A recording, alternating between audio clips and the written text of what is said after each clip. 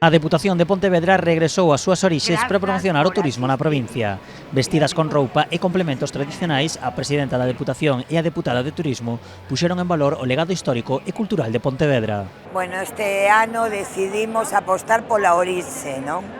Por mostrarlle a toda España e ao mundo que hai un lugar que se chama Galicia, que ten unha provincia, a provincia de Pontevedra, que ten un legado histórico, cultural, tradicional, potentísimo, que ten construído ese pobo e que, polo tanto, é un elemento de atracción para vivir experiencias únicas, diferentes e diversas.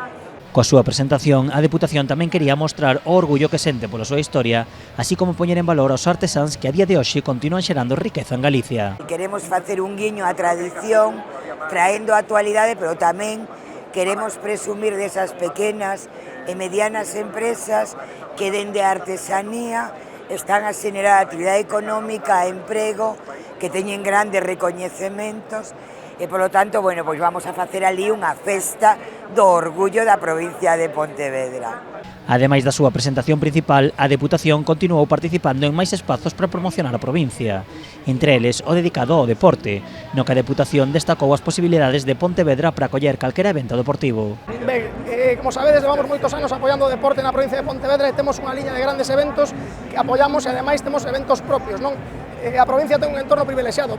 Imos a centrar sobre todo nos deportes náuticos, non? A experiencia nas Rías Baixas, nestas rías que son navegables todo o ano, que podemos facer pois do deporte náutico un referente nacional e internacional, non?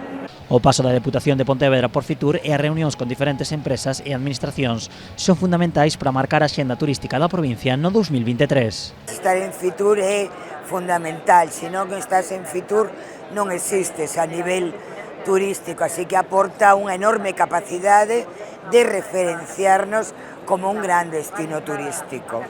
A presentación de Pontevedra rematou coa actuación das Fillas de Casandra, un grupo de pandereteiras que, ao igual que a Deputación, coa súa presentación, levan a música tradicional á actualidade.